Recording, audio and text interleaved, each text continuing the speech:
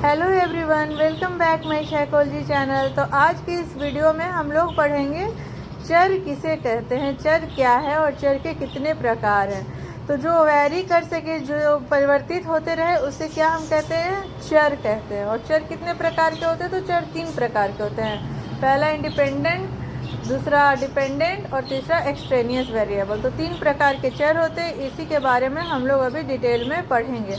तो कोई भी हम लोग रिसर्च करते हैं तो सबसे पहले आता है उसमें प्रॉब्लम, और प्रॉब्लम के निर्माण करने के बाद उसमें हम लोग हाइपोथेसिस का निर्माण करते हैं, और हाइपोथेसिस बनाने के बाद हम लोग उसके डिज़ाइन की ओर बढ़ जाते हैं, डिज़ाइन बनाते हैं। और इसके लिए ये निश्चय करना पड़ता है कि वो हाइपोथेसिस एक्सेप्ट करे अथवा रिजेक्ट करे।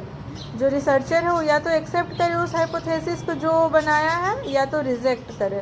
तो अगर हाइपोथेसिस बना है कि ये बहुत ज़्यादा अगर शोरगुल होगा तो हमारे पढ़ाई में बाधा पहुंचेगी, हमारा जो पढ़ाई का जो एक्सेप्टेंस, जो हम लोग पढ़ के जो उसको एक्सेप्ट करें, उसका जो वैल्यू है वो कम हो जाएगा, उसका मात्रा कम हो जाएगा।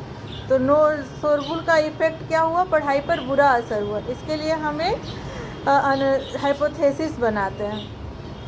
फिर हम लोग शोरगुल वाला वातावरण में अगर पढ़ाई करते हैं तो सच में अगर हमारा शोरगुल का इफ़ेक्ट आया, बैड इफ़ेक्ट आया, हमारा जो पढ़ाई का एक्सेप्टेंस हुआ वो कम हो गया, तो ये हाइपोथेसिस क्या हुआ, एक्सेप्ट हो गया कि अगर शोरगुल होगा तो हमारा पढ़ाई पर उसका बुरा असर होगा, हम नहीं पढ़ पाएंगे। अगर पढ़ेंगे भी तो ज़्यादा समझ में नहीं होगा या फिर याद नहीं हो पाएगा।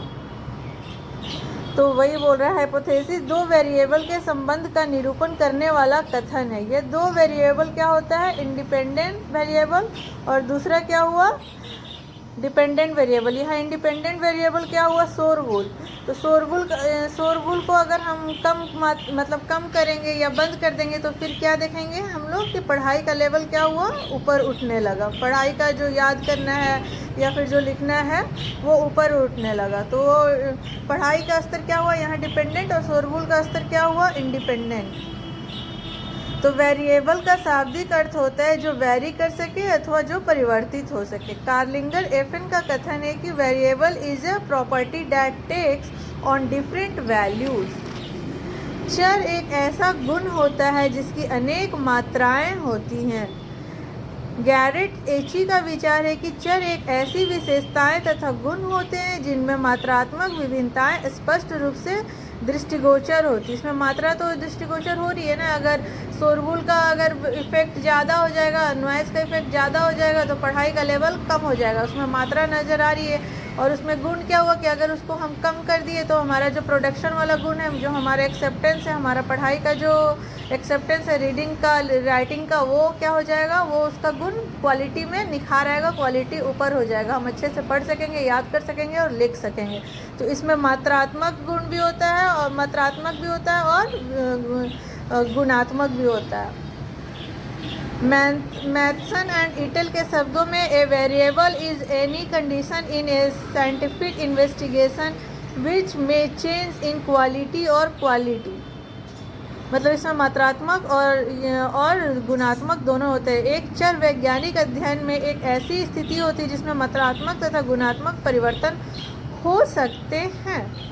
इस प्रकार वेरिएबल से एक स्थिति अथवा गुण का बोध होता है कि जिसके स्वरूप में एक वैज्ञानिक अध्ययन के अंतर्गत एक आयाम पर विभिन्न मात्रात्मक तथा गुणात्मक परिवर्तन होते रहते हैं। अब टाइप्स और क्लासिफिकेशन ऑफ वेरिएबल देखेंगे कि चर कितने प्रकार के होते हैं। जैसे शुरू में बताएंगे चर 3 प्रकार के होते हैं, इंडिपेंडेंट वेरिएबल, डिपेंडेंट वेरिएबल और एक्सट्रेनियस वेरिएबल। तो सबसे पहले आज इसमें हम लोग इंडिपेंडेंट वेरिएबल पढ़ेंगे, स्वतंत्र चर।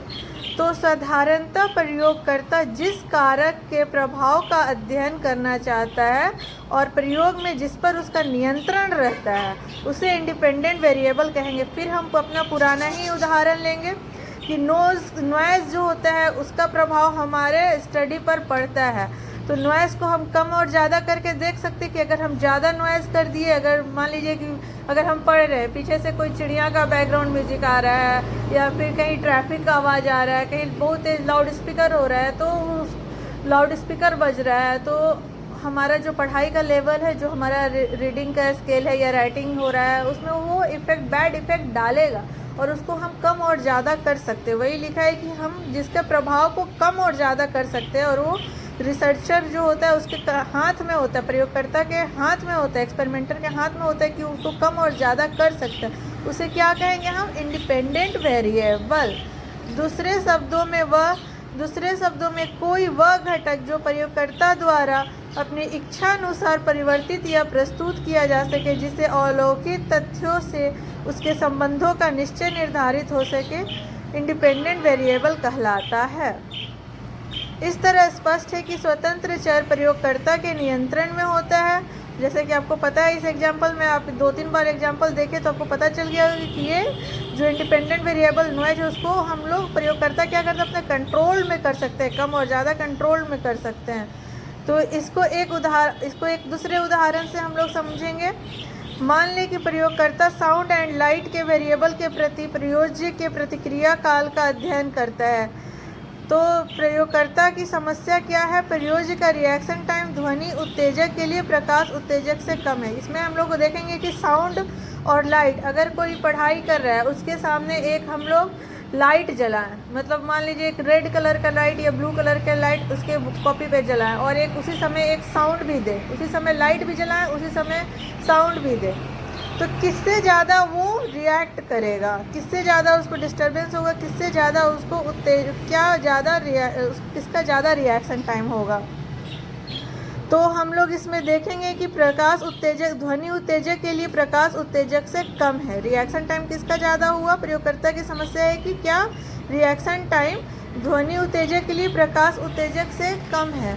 इस प्रश्न का उत्तर पाने के लिए वह दोनों उत्तेजकों को अपनी इच्छानुसार रैंडम रूप से प्रस्तुत करते हैं, क्योंकि लाइट या साउंड वह उत्तेजक है जिन्हें प्रयोगकर्ता अपनी इच्छा से परिवर्तित करता है या प्रस्तुत करता है तथा उनके प्रभावों का अध्ययन करता है, अथवा साउंड अथवा लाइट को इंडिपेंडेंट वेरिएबल कहेंगे। तो अगर हम रेड कलर का ज़्यादा लाइट देंगे तो क्या होगा? हमारा जो डिस्टर्बेंस है वो ज़्यादा होगा। अगर ब्लू करे और साउंड साथ में दे तो हमारा साउंड ज़्यादा वेरी करेगा हमारे, तो बदलते रहता है। अगर साथ साथ साउंड एक बार वहाँ बजाए और एक बार रेड लाइट जलाए, तो रेड लाइट वाला अगर हम वहाँ पढ़ रहे हैं तो वो ज़्यादा डिस्टर्ब करेगा, लेकिन अगर हम फिर साथ में ब्लू लाइट भी जलाएं और साथ में साउंड भी बजाए तो हमारा जो साउंड है वो ज़्यादा इफेक्ट करेगा। अथवा साउंड और लाइट क्या हुआ? इंडिपेंडेंट वेरिएबल, क्योंकि उसको हम अपने हिसाब से कंट्रोल कर सकते हैं। इस प्रकार साउंड एंड लाइट को प्रस्तुत करने और ना करने पर अनुसंधानकर्ता का नियंत्रण रहता है। यही नहीं बल्कि वह जब चाहे ध्वनि प्रकाश की प्रबलता को कम एवं अधिक कर सकता है, जैसा अभी ऊपर बताया, अथवा हेर फेर भी कर सकता है, और फिर इस हेर फेर की प्रतिक्रिया काल पर पड़ने वाले प्रभावों का विशुद्ध अध्ययन कर सकता है। प्रयोगकर्ता प्रत्येक प्रकार के इंडिपेंडेंट वेरिएबल में हेर फेर सदैव प्रत्यक्ष रूप से नहीं कर सकता। जैसे यदि जब चाहे तब अपने प्रयोजों की आयु को घटा बढ़ा नहीं सकता, वह ऐसा केवल अप्रत्यक्ष रूप से ही कर सकता है, अथवा इसके लिए उसे कम से कम और अधिक से अधिक आयु प्रयोजों का चयन करना होगा। ये क्या बोल रहा है कि इंडिपेंडेंट वेरिएबल भी जो होता है वो आगे हम लोग पढ़ेंगे 2 प्रकार का होता है, एक ई टाइप और एक्स टाइप। ई टाइप में आप जब चाहें तब हेर फेर कर सकते हैं, लेकिन एस टाइप को आप उसका सिलेक्शन कर सकते हैं, आप हेर फेर नहीं कर सकते, अभी वो तुरंत पढ़ेंगे। तो वैसे ही इसमें बोल रहे हैं कि अगर हम लोग सेम एज, अगर हमारा जो एज है उसको हम लोग घटा बढ़ा नहीं सकते, तो हर डिफरेंट एज वाले लोग पे हम लोग को अध्ययन करना पड़ेगा, क्योंकि एज ऐसा चीज़ है जिसको हम अपने से घटा बढ़ा तो सकते नहीं है। तो इसमें प्रयोग करने के लिए हम लोग डिफरेंट एज वाले लोग को थोड़ा सा कलेक्ट कर लेंगे, उसके बाद उस पर अनुसंधान करेंगे। तो इस प्रकार चरों के मैनिपुलेशन हेर फेर के आधार पर चरों को निम्न भागों में बांटा जा सकता है: इंडिपेंडेंट वेरिएबल ई टाइप और independent variable S type. Independent variable E type क्या है? इस प्रकार के स्वतंत्र चर पर एक्सपेरिमेंटर का पूर्ण नियंत्रण रहता है, वह जब चाहे स्वतंत्र चर की मात्रा में हेर फेर कर सकता है। अतः ऐसे स्वतंत्र चर को ई टाइप कहा जाता है और इस चर को एक्सपेरिमेंटल वेरिएबल भी कहा जाता है। दूसरा इंडिपेंडेंट वेरिएबल एस टाइप। तो ई टाइप क्लियर है कि जिसमें हम लोग हेर फेर कर सकते हैं वो क्या हुआ, ई टाइप हुआ। और जिसमें हम लोग सिर्फ सिलेक्शन के माध्यम से देख सकते हैं, जब प्रयोगकर्ता चयन प्रतिक्रिया के द्वारा जब स्वतंत्र चर में हेर फेर करता है तब ऐसे चयन किए